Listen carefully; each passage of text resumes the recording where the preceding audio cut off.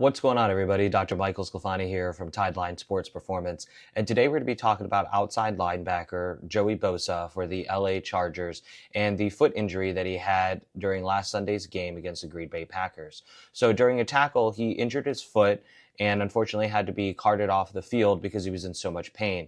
So I wanted to talk a little bit more about the foot sprain that he was diagnosed with, which we term Lisfranc. And I want to talk a little bit more about what that is, as well as just some things that we're going to be looking for during his recovery process and return to play as well. So this is a screenshot of the play during which Joey Bosa injured his foot. And as you can tell, his right foot is coming down in a toe down position with all of his weight towards the big toe. And this can happen sometimes, especially during a tackle like this, where another opposing player is pushing the player backwards and they end up getting pushed back onto that big toe. Now, unfortunately, he felt immediate pain. And the good news, though, is that the x-rays that they took during the game underneath the stadium were read as negative, and then an MRI later revealed a foot sprain, which we'll talk about as a Lisfranc injury. So this is a picture of the entire Lisfranc joint complex. Technically, the Lisfranc joints include basically toes 1 through 5. When we talk about Lisfranc joint injuries in the athlete, we're typically just looking at the big toe and that particular joint complex, just because a lot of times that's more of the mild traumatic injury that occurs. Sometimes you can injure the entire Lisfranc row in something a little bit more high velocity, like a car crash, or a parachute crash or something like that, that's a little bit more higher velocity than what we see in sports medicine. But in the case of Joey Bosa, what we're looking at is that first big toe.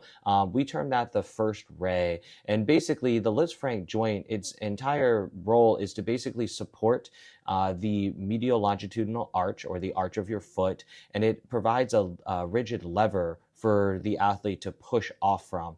So when we talk about running, pivoting, even just ordinary walking, the last phase of that particular movement is a toe off or a push off. That Lisfranc acts, it's on the bottom surface. The ligaments are on the bottom surface of the toes.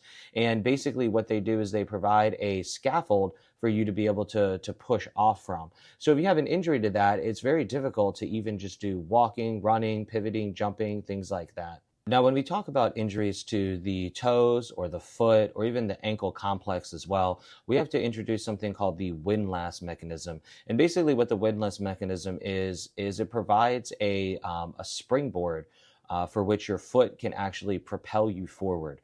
So it typically involves the plantar fascia that runs along the bottom of your foot. A lot of people are familiar with that with plantar fasciitis. And basically the windlass mechanism allows you to toe off or to push off as well. It provides you that little spring load on there. If you have a Lisfranc injury where you injured the underside of your big toe on there, what happens is you lose a little bit of that springiness and you create this instability at that big toe joint. And that's essentially what happened with Joey Bosa. So as soon as he got pushed backwards in a toes down position, he sprained or partially tore that ligament, that scaffold complex underneath his big toe, making it really painful and difficult for him to just push off just with everyday walking, let alone to run, pivot, cut, things like that. So it's going to be really important to allow that joint and that ligament to heal so that just with everyday walking and some of those other sport related activities, he's able to get a good propulsion forward and allow him to perform his best on the field. So Lisfranc injuries are very difficult to diagnose sometimes, especially if they're a little bit more subtle in the sports medicine world and they don't involve something like a car crash, a parachute crash, or a horseback riding incident. And the clinical examination is really tough because sometimes a Lisfranc injury will see you before you see it. There oftentimes doesn't necessarily have to be any bruising along the bottom of the foot, although that is a telltale sign that the Lisfranc joint was injured. There may or may not be any swelling around the big toe or the bottom of the foot as well. So when we're taking a look at somebody with a suspected Lisfranc injury, we have to really have a keen eye for that. And some things that we're looking for are frank tenderness to palpation along that big toe, that joint complex.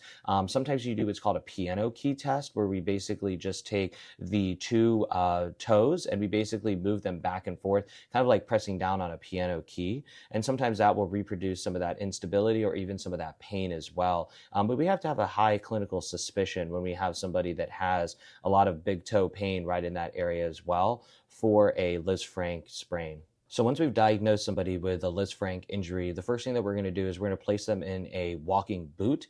And this is just going to allow them to not get as much stress to the bottom of their big toe, to not continually provide any of that micro trauma or continued stress to the Lisfranc joint on there.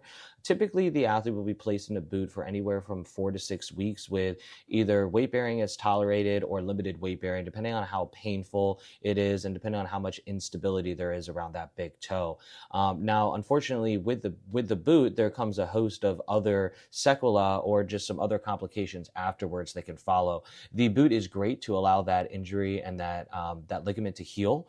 However, it really limits your ankle mobility. It really weakens your calf, and it really weakens your the bottom of your foot intrinsic or those gripper muscles. And it can also mess a little bit with your hip strength and your hip mobility just because of the way that you have to kind of clunk around in a walking boot. So we're not just dealing now with a Lisfranc injury that needs to heal and some of the mechanics that go with that big toe, but we're also dealing a little bit more with the fallout of what happens after the boot. So a lot of times what we'll do is, especially with professional athletes, is we'll actually go to the pool and we'll start some aquatic rehab, and we'll try to get their conditioning, try to get some other muscles to strengthen while they're in the buoyancy of the pool and that more offload of the weight bearing to their big toe. So some of the other things we need to address once the athlete's been placed in a boot, like I said, is some of that ankle mobility. So we're going to be working a lot on joint mobilizations as well as just strength of the bottom of the foot, strength of the calf muscle. We're going to be doing a lot of things to help to engage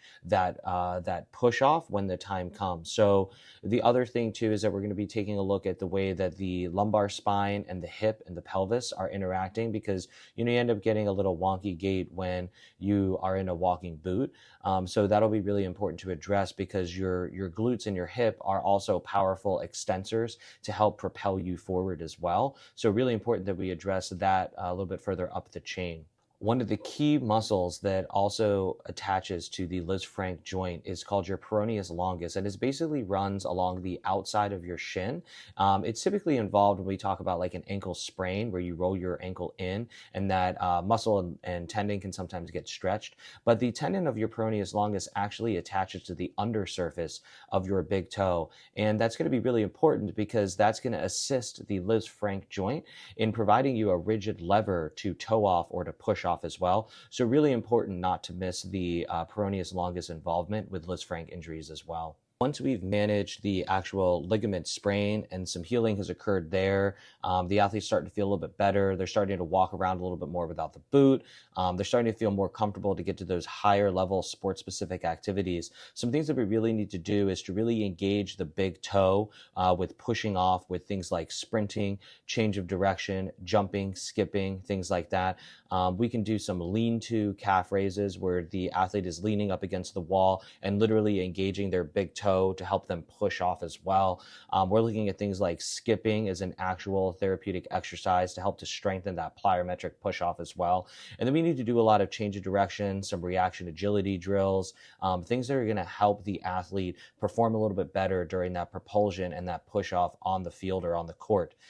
The other thing that we're going to really need to make sure that we think about is the position of the player. So in Joey Bosa's case, he's an outside linebacker on the right side. So when he goes to do any edge protection or any edge rushing, he's always pushing off a little bit more off of his big toe. So that can delay his timeline a little bit. In an athlete, a professional athlete like Joey Bosa, we're looking at anywhere from about 8 to 12 weeks for a full return to sport.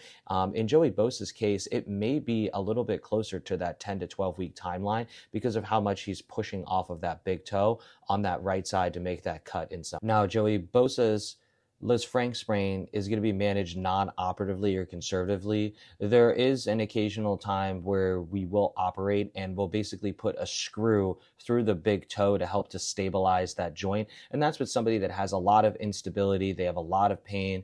They're really not making a whole lot of progress with non-operative or conservative rehab. And so then from there, we have to wait for the bone to heal around the screw. And then we have to allow the athlete to start to weight bear and then go back back to more higher level plyometric cutting agility exercises as well. And then there is some controversy around whether or not to remove the screw because it can sometimes provide too much of a rigid lever along the bottom of your foot and provide too much mobility restriction and not allow enough free play with that. Now, the one thing to mention too is that Lisfranc injuries seem to be more common in players that play on artificial turf. So again, we've seen this a lot this season with the NFL Players Association talking about artificial turf versus a grass field. And there's a couple things that go into that. The first thing is that the turf is a little bit harder of a surface. So when Joey Bosa got pushed backwards onto his big toe, that had a very firm surface to injure the bottom of his foot. And then also the way that shoes are made now, especially for football, is the soles are getting more mobile, and so that could have had something to do with his injury as well.